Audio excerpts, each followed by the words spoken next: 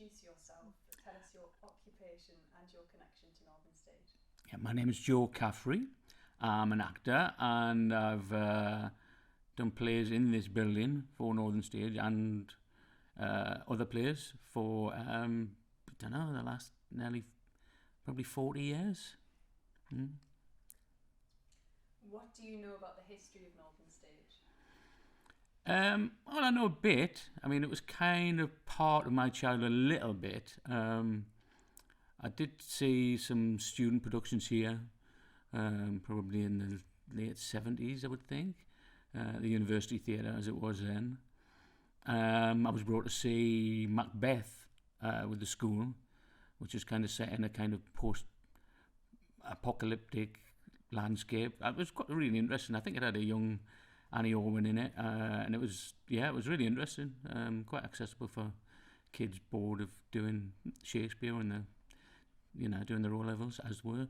So that's the kind of history I know. Subsequently, I've met quite a few actors from those companies from the late 70s and early 80s, and heard amazing stories that I can't tell because they're not mine. But it sounded quite a great time.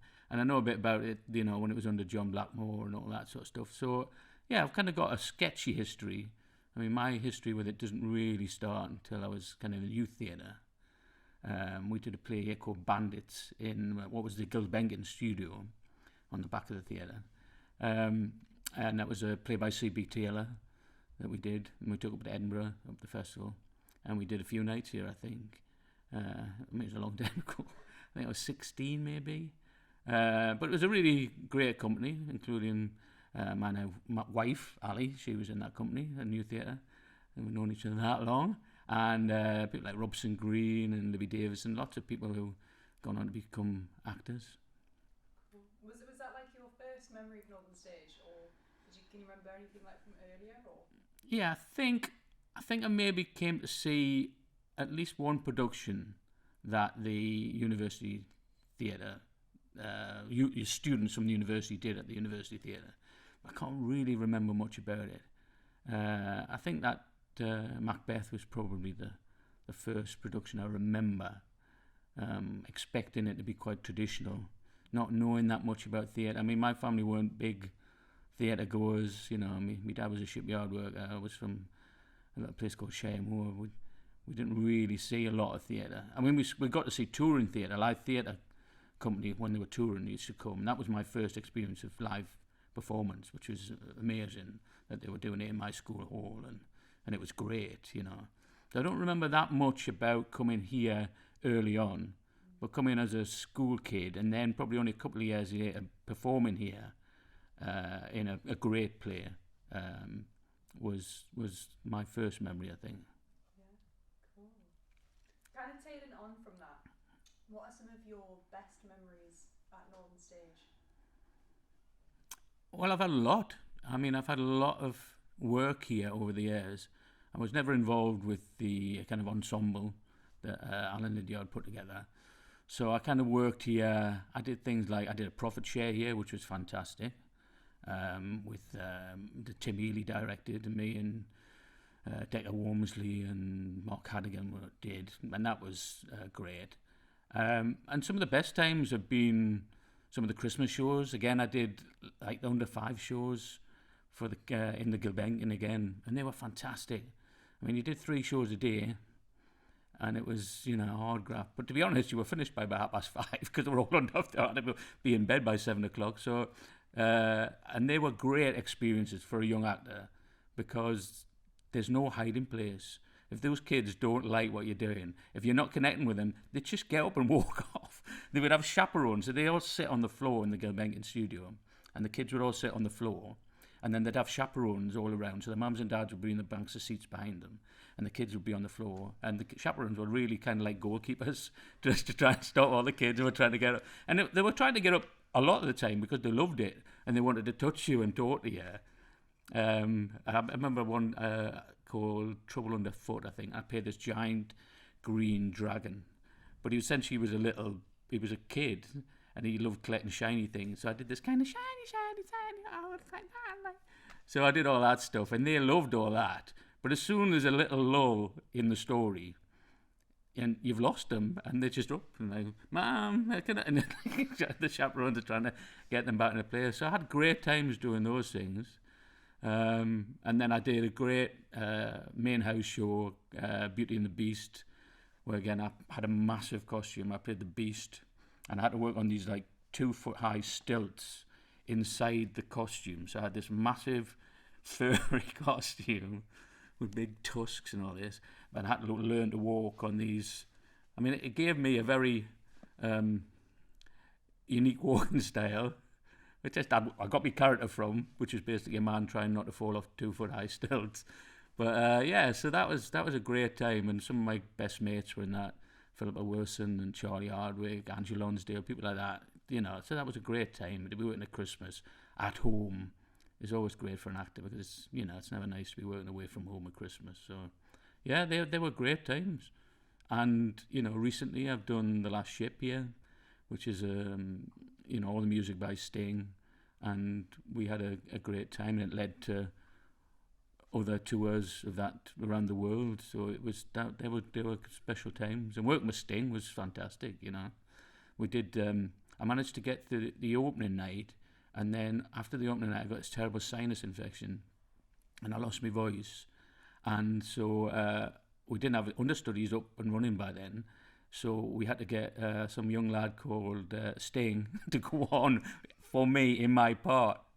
And I was really wanted to stop around and see it, but they wouldn't let me because I was ill, so they made me go home. I was like, shut me voice, I can still watch. And then, no, you need to go home and rest up. I was like, really want to watch Sting do it. And so they wouldn't let any of that happen. So, yeah, they were great times. And, I mean, he subsequently came into the show when we went abroad with it. So, we all got to know him very well, but it was odd meeting and working with somebody you kind of always known their face, and he's always been there, and he's such a kind of recognisable northeastern figure. So that they were good times. Yeah. Working like on The Last Ship, did you like bring any stories to the table? Like, did your family like have connection to like shipyards and things that you found out? Yeah, I mean, yes, I think so. My dad was a shipyard worker in that very shipyard that it's set in The Last Ship. I mean, it's not called Swan Hunters in the play, but essentially it's Wallsend Shipyard, which is where my dad served his apprenticeship. He was a ship's plumber. So yes, and he really should have been a miner, but my granddad, who was a miner, took him down when he was 14 and took him right down under the seam and said, "Is this what you want?" And my dad was scared completely by that.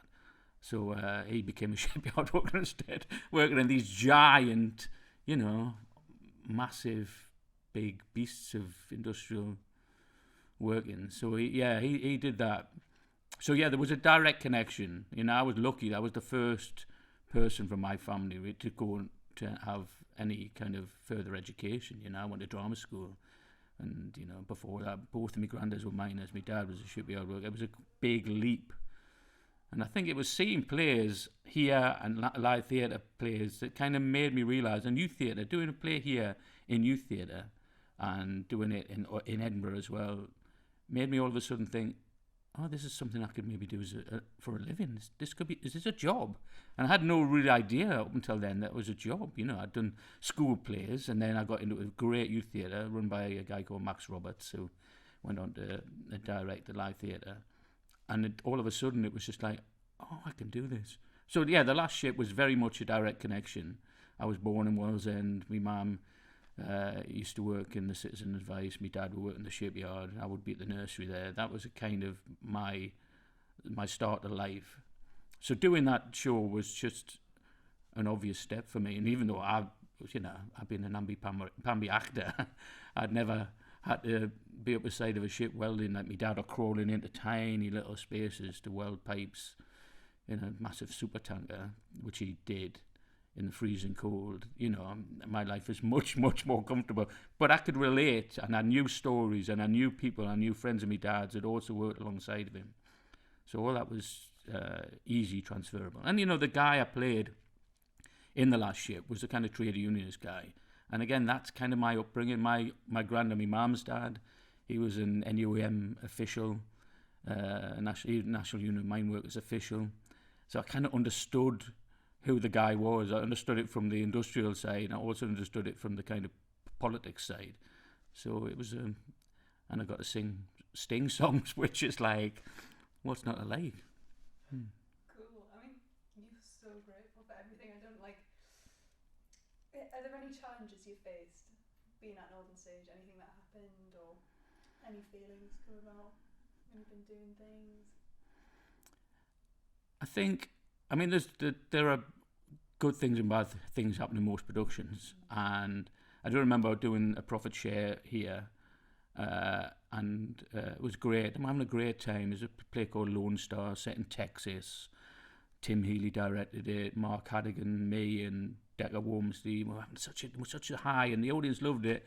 And then we came off stage, just find that somebody got in the dressing room and nicked all my stuff. Everything had gone. And we're all standing in our costumes going, "Is your wallet?" No. That was horrible. I don't know how they managed to get in, but you come off on such a high, the adrenaline pumping, and then you hit the ground like a ton of bricks. But yeah, challenges.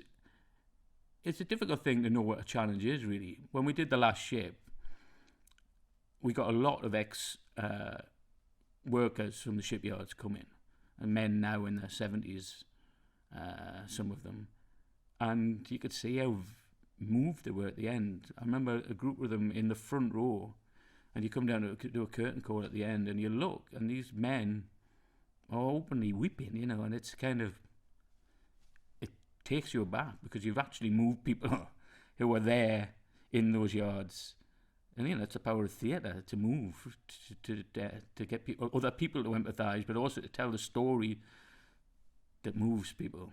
And yeah, those things were, I'm not saying they're challenges because they're not, but they're certainly memorable in a kind of way that you don't come laughing off stage after that. You come out very somber because you know that some of those men lost their jobs. A lot of those men had lost their lives, as my dad did, working in this quite brutal industrial landscape. So yeah, that stuff is challenging, but amazing and fulfilling. You mentioned like youth theatre. Was it here that you did your youth theatre? No, we had a youth theatre. Luckily, back in the day, back in the early 80s when I was old enough to be in youth theatres, they were really well funded. They were funded by the local authorities. So where I was a place called Backworth Drama Centre.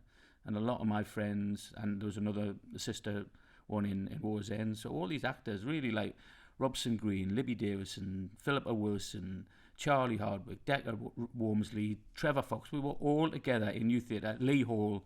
We were all in youth theatre at the same time. And it was really well funded.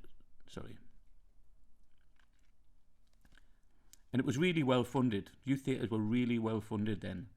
And a lot of those people who were in the youth theatre didn't become actors. It was incredibly fulfilling, and a lot of them went on to do other things that perhaps they wouldn't, if they hadn't found this kind of expressive way of behaving, of theatre bringing out things, qualities in them that have kind of been hidden. And then I was lucky enough after that, when I kind of realised, after working, doing shows in youth theatre, realising this could be something I could do. This could be a job that hadn't ever occurred to me. Then I realised that there was funding available. Because there's no way my mum and dad, who were both, working people, could afford to let me go to youth theatre, to drama school. There was no way that they could afford to send me to drama school. There was no way that I, from a working class background in Sherwood, could afford the fees and to live in London. So I got a grant, and I got a living allowance. I got return train fares. I mean, you tell this to kids now, and it's like another world. But it's sadly not the case anymore. And you worry that, is the profession that I love, acting, is that going to become what it was before those days, which kind of preserve of middle class, the upper class, people who could afford, who've got parents can afford to send them to those places. So that's sad if that happens. But So no, we did youth theatre shows all over, to be honest. We did an exchange. We went to Berlin, and a group of kids from Berlin came to us. And I'm talking about, we were kind of like, it was like older youth theatre. We were kind of like 16, 17, 18, maybe 15, 16, that sort of age. So we were kind of a bit more, able to go and live in Edinburgh for a couple of weeks doing a show, able to go and live in Berlin, kind of finding your wings, as it were, and spreading them. So yeah, that was youth theatre, and doing the show here was quite an important thing, because it was quite, at the time, quite a well-known theatre. It's kind of changed a bit over the years. They've suffered a little bit, I think, this building, that a lot of the land is owned by the university. And in the olden days, you were able to see from the road, from Percy Street, from the Civic Centre, the sign which said University Theatre and then Newcastle Playhouse, and now that's kind of been lost a little bit, and it's kind of been hedged in, which is a shame for its kind of identity in the city, I think. And it'd be better if it kind of had a big sign. Maybe they need to go up 100 foot in the air. This is where the Northern Stage is, but it's because it's a great building. I love working on that stage. What was the play that you did here? Was that with the youth theatre? The first play I did here was Bandits, which is a play by C.P. Taylor, which is based on a true story about a series of gangland murders in the 60s. Dennis Stafford and Lavaglio. It's a case about a group of... So it was based on that, about a group of gangsters who ran one-armed bandits, which at the time in the 60s were big. And they were working in working men's clubs, providing them with one-armed bandits. Because at the time, a lot of those working towns, those mining towns, were boom towns. Places like Blythe were absolutely booming, because at the time, miners were earning quite a lot of money for working people. And so there was a lot of money to be made, and a lot of gangsters wanted to get in on it. So it was written by a great writer called C.P. Taylor, who was from Glasgow originally.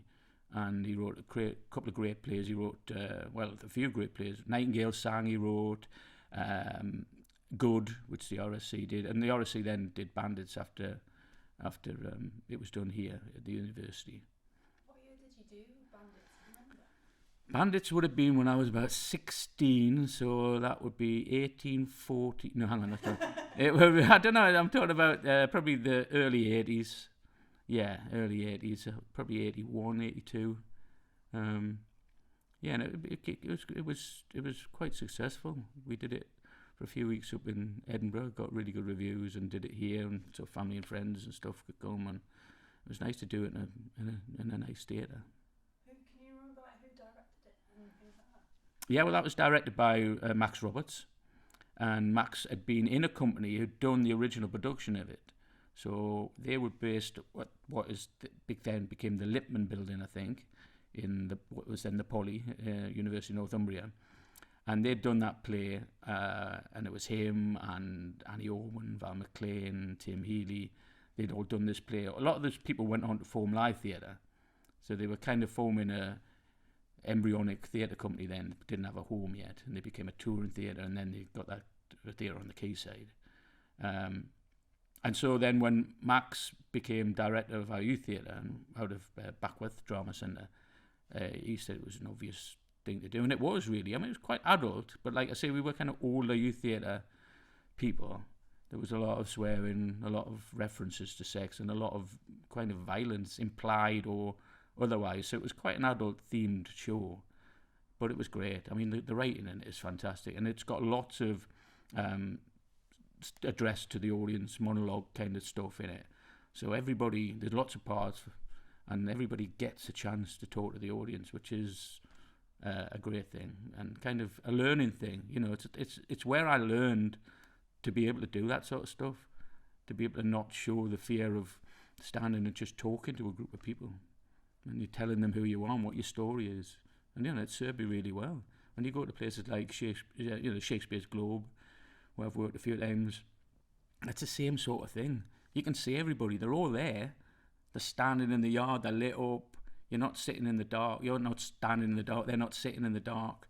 and you're able to talk to them. You're able to make eye contact. So all these kind of Shakespearean soliloquies aren't soliloquies. They're direct. They're questions. They're reasoning, picking out people. I saw a great production of Hamlet there, where essentially he was saying to be or not to be. Not as amusing, but what should I do to these people? That's a really interesting thing. And I learned those skills working at the Gulbenkian, working at live theatre. Those things are things you learn by looking people in the eye. You've kind of touched on it, but why do you think Northern Stage is so important to the city and to the region? I think, like a lot of major cities, theatre is important, and I think unlike some major cities, there isn't that much theatre. Certainly not anymore. And I think there are really kind of two main companies in the city: Live Theatre and the Northern Stage, and they're both incredibly important. And I think theatre is important, and the more we can get people to come to theatre, that's important. And I'll be political. A lot of people in our current government don't think it's important. They don't want us to think. They don't want people to empathise. If you start empathising with somebody, if you start seeing their story and connecting with it, you start to think about how they're feeling. If you see a homeless person on stage and you see and hear their story, then you start thinking about that homeless person I've just passed on Northumberland Street. They don't want us to do that. So that's why it's important. Theatre is important. And whether it's a musical, which I've been in quite a few, and it's light and frivolous, which I've been in quite a few, there are still stories within that connect to humans, tell human stories, connect that my experiences, and you see them reflected in performances on stage. And Northern Stage is a massive part of that. And being in the centre of the city, it's really, really important. So, what challenge would you want to set Northern Stage for the next 50 years? I think the challenge for Northern Stage would be to try and bring in people who don't often come to the theatre. I think that's my agenda. Might not be theirs, but it's mine. I think that, people like me from a working class background who came to this theatre and saw theatre for the first time changed me. And it changed me in a professional way. I became an actor, but I don't mean that everybody in the theatre is going to become an actor, but it can change. It's an organ for change, theatre, and I think that getting in people who don't usually come to theatre is important. I think maybe having more of a profile within the city, and I don't know how to do that. And I have talked to people over the years who've been directors here and found it very difficult, even just to get some students to walk from the student union across that courtyard and come into the theatre is challenging. So those things are a challenge, and I think the way that arts funding's been cut, that's going to be a challenge, and I would hope that they can be still viable and can be imaginative about how to get to people, how to tell those stories that people needed to hear.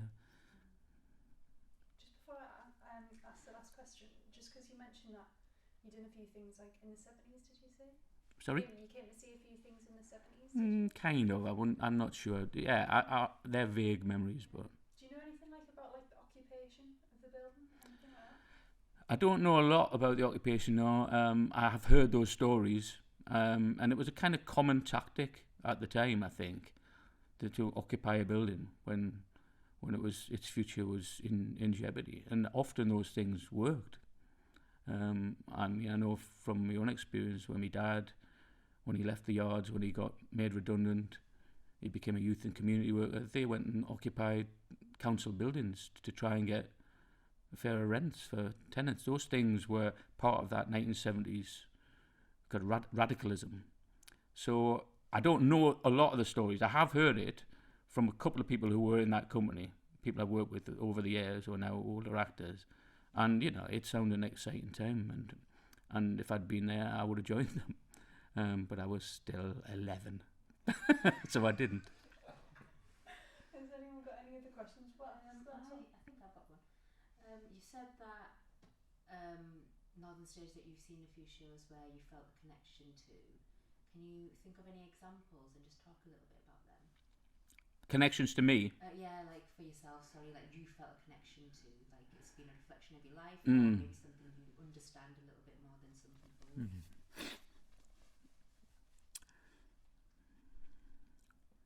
I would say that I felt connection. No. I would say that over the years, watching theatre here, I've felt a connection to a lot of the drama. That auditorium is, it seems when you're first in it to be big and wide, and it is an amazingly wide stage. And it seems like you could be a little bit alienated. When you're in there, it's an incredibly personal, intimate space, amazingly.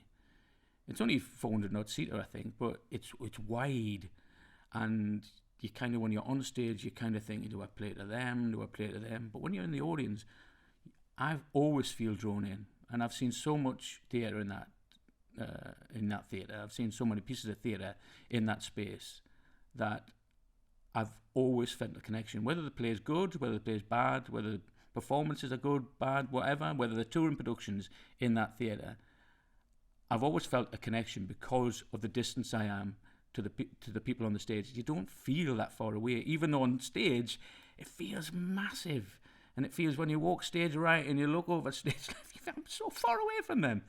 But it just works, and I don't know if it's about the acoustic.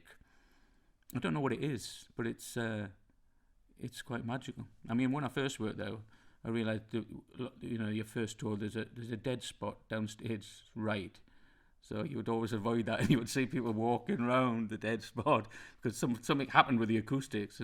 But when you're out of that spot, the sound carries, and you can be amazingly intimate in quite a wide space.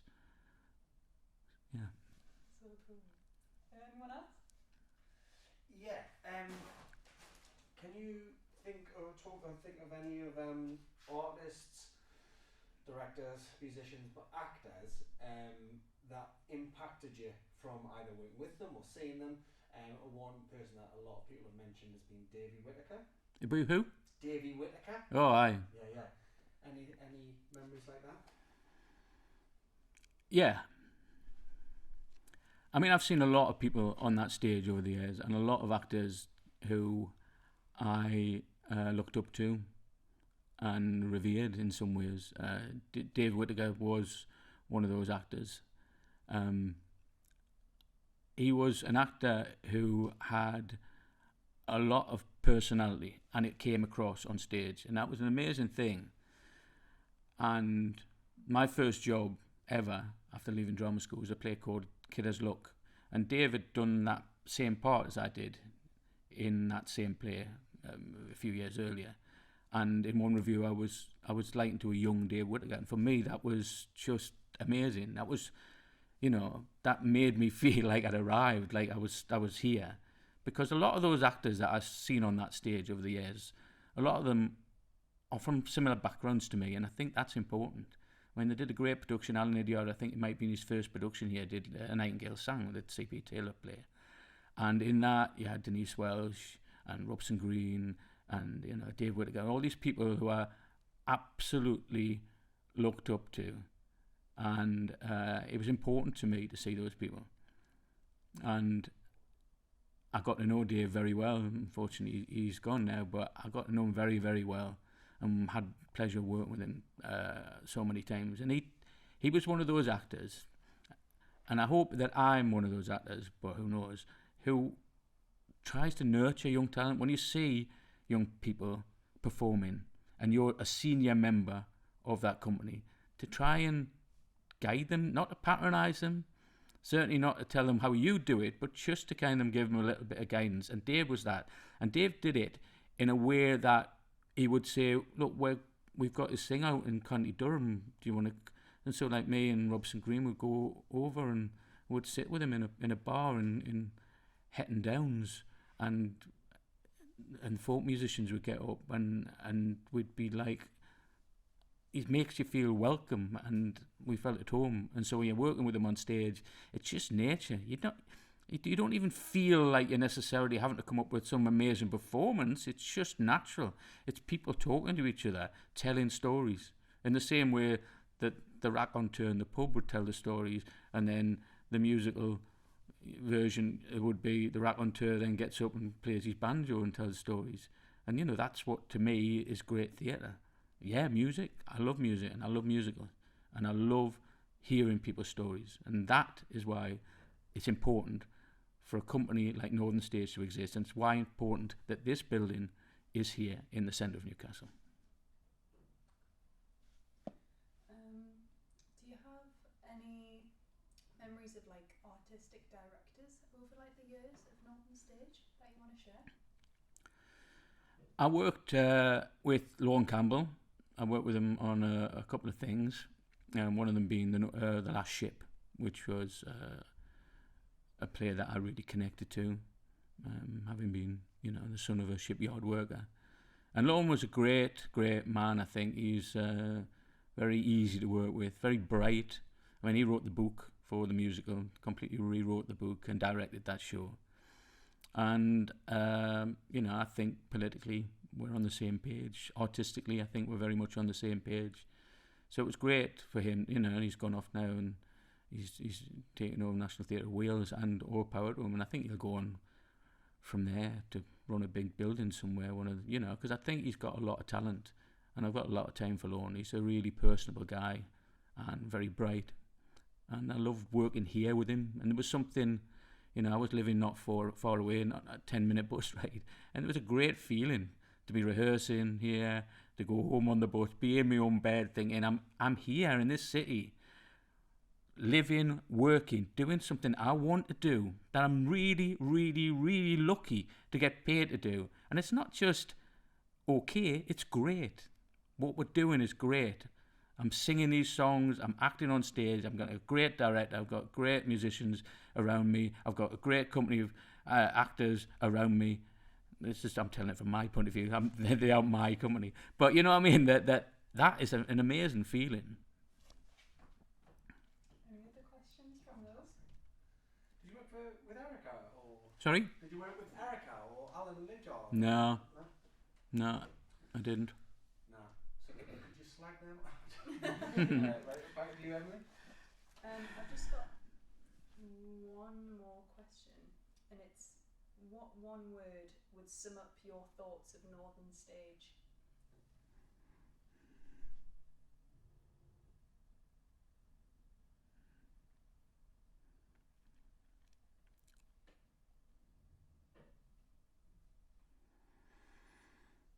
Hard question.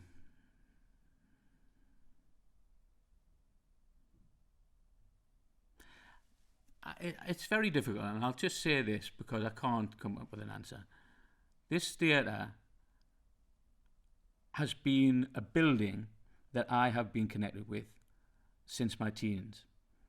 It's very hard to come up with one word to sum it up, to be honest, because I've had amazing parties. There used to be a bar downstairs. We had amazing parties in that bar. I used to come on a Sunday lunchtime and watch the East Side Torpedoes, who were a great band. I used to come there every Sunday and watch them play. I've had so many amazing experiences performing here, coming out afterwards into that bar. I mean, three of the first jobs I ever did were pantomimes I did here. And they were when there was no Northern Stage company here. And they were essentially Geordie pantomimes. We started off in Gateshead Leisure Centre doing this show called The Lambton Worm. It was with Alan Robson, the DJ, Little Billy Fane from Biker Grove, Denny Ferguson, Jimmy Swan. And it was a massive hit. And so we moved it here just after Christmas. And we were still on at Easter. It just ran and ran, and people loved it. I've had so many great experiences here that we then did two other subsequent, the following years, I think, two other different pantomimes, all kind of northeastern-based jokes. And I kind of suppose it's like what Berwick Kaler did in York, or even what they're doing at the Theatre Royal every year. You don't have to have massive soap stars. You just have to tell stories to local people that they understand and they're going to laugh along with, and they're going to be totally involved in. So it's very difficult to think of one word because I've got so many words to sum up what I feel about this building. Sorry, I couldn't think of one. I was going iconic bollocks. It is hard, that. My favourite bit of all interviews is the bit when that question's asked and everyone sits there thinking. I think we've got to put that in. Just actually the island thinking. Amazing. Any other... anything else that you thought you might want to chat about? Any other stories or anecdotes or anything that we Anything haven't more? covered? I don't think so. I do remember when we were doing Beauty and the Beast here that Neil Murray directed. It was great. I mean, Neil was a great designer. Amazingly over-the-top, lavish sets and costumes. And I was playing the Beast in Beauty and the Beast. And it was great. I mean, you get it on first time in the technical rehearsal, and you realize I had no peripheral vision whatsoever. So I'm on 2-foot-high stilts wearing this massive, big Beast costume, and I've got no peripheral. I'm looking out tiny little holes at her, and it was just like, and I didn't know what to do. And you get used to it, try not to panic that you're in this big costume and you can't see anything apart from exactly what you look. Even there, you can't see anything. You just stay there. And I remember once doing this, there was a big waltz, there's a big waltz where the Beast waltzing around. And Joanna Booth was playing, whatever she's called, Belle, is it? I don't know what she's called. And I just lost her. We're doing a dance, and I twirled around, and then I looked, I thought where she would be, and she wasn't there. And apparently, I heard afterwards that I was turning that way, and she was kind of chasing me because I was going, where is she? So I got a big laugh in a scene that's not really supposed to get a laugh. So that wasn't a great time. It was a great experience to do that show, but yeah, things go wrong. Have you had any, because a couple of people have mentioned these, just interesting interactions at the bar or something like that, after a show or when you popped in at lunch, anything like that? Not here. I can think of a few others that aren't here, but I don't think so. It was interesting when we did The Last Ship here. Sting was a little bit nervous because he'd written the music, and he was very much hands-on. He was there at rehearsals. He was very nervous, or a little bit nervous, about getting hassled. He doesn't often go to pubs just because the hassle that kind of celebrities get. And it was very interesting. Right at the start, maybe just the opening night, there's that little glass room, the kind of atrium above the bar.